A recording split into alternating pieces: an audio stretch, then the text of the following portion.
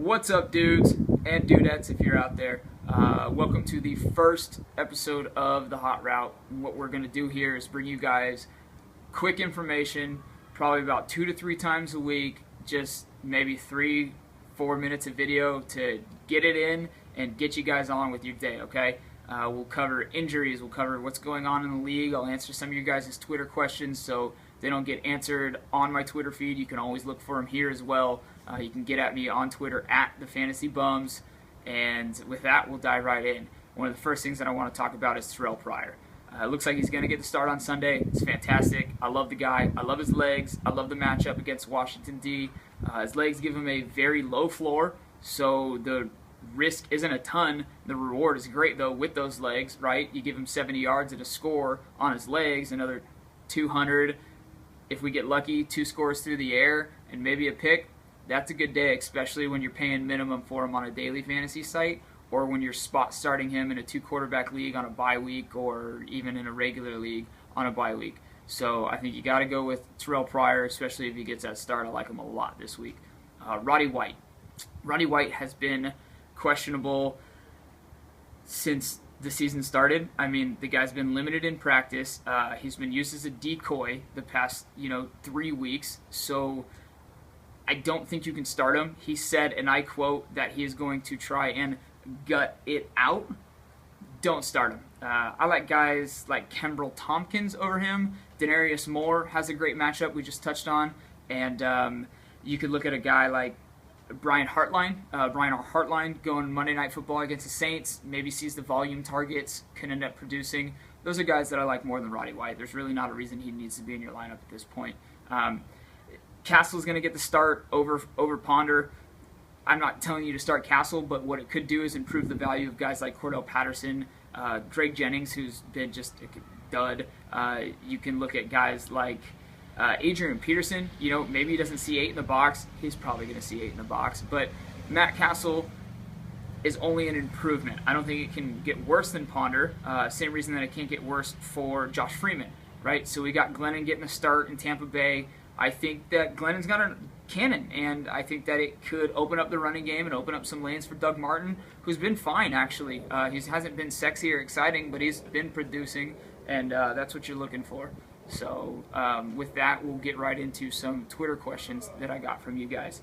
So at Jimmy Russell wants to know, for a flex spot and a half-point PPR this week, you like T.Y., Brandon Bolden, or Coby Fleener?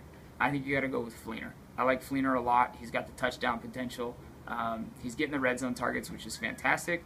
And he is got a great matchup against Jacksonville. We just saw Miller score 2 TDs against Jacksonville the other day, which is great, right? When we take the 2 at the red zone targets in the matchup, we're good to go. Start Fleener, especially because T.Y. was in a boot, and Brandon Bolden he could be hit or miss. So Fleener. At Ozman24 wants to know if he needs to trade Foster and Nix in return for Richardson and Ruben Randall. And I'm going to say yes. Send Foster, send Nix. Okay? You're going to get Richardson, who is going to get a lot more carries this week because Bradshaw's out with a neck injury, so that's going to be fantastic. And they didn't just send away a first-round pick to not utilize Richardson. So I wouldn't be too concerned about Bradshaw. Richardson's going to get enough playing time throughout the rest of the season, which is going to be great. And if Hakeem Nicks goes to Detroit, like the rumors are suggesting, and they're just rumors, but that's only going to increase Ruben Randall's value, so you could actually find yourself a nice little gem there in that trade. So yes, make that deal. Cowboys Nation 9 has been offered Larry Fitz from Marquise Colston. I like Larry Fitz over the rest of the year more than I do Marquise Colston. Larry Fitzgerald has been great in practice. He's been taking full practices all week long. It looks like the hamstring injury is behind him. Carson Palmer chucked the ball a ton the past 2 years, 3 years, 4 years. I think he's got 3 years of over 4,000 yards consecutively. So they're going to get their garbage time. Larry Fitzgerald is going to get his. Go with Larry over Marquise, okay? That's all the time that I've got for some Twitter questions. But like I said, if I can't get to him on Twitter, get at me here. I'll answer them in the comments. I'll try and get to them in the video. You can get at me on Twitter at @TheFantasyBums. All right. The other thing that I want to talk about is daily fantasy sports. This is huge.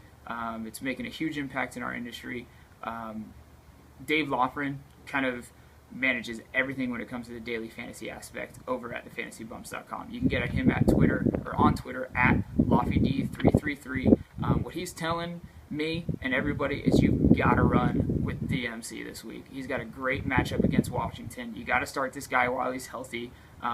If Pryor gets a start, it's only beneficial for McFadden. If Flynn gets a start, it's not going to affect McFadden. He's still going to get his. He's going to get the checkdowns. He's going to get the touches. Don't worry about it. You got to get McFadden in your lineups, especially at the price. The guy's not going to cost you a premium. It's not going to be minimum, but he's not going to cost you a premium. The other thing that Dave said is that you need to start tight ends, okay? You need to pay for your tight ends. Don't go find some cellar dweller at minimum. Pay for a tight end this week, and with the money that you save by getting McFadden in there, which is going to be $1,500 less, or 15% less, 20% less than what a premium running back starts, you should be able to afford that premium tight end. So plug those guys in. That's all that we've got for this week. I look forward to doing this again in the next couple days. You can find me on Twitter at @FantasyBums. Get at Dave at LoftyD333, and that's it for this week. So see ya.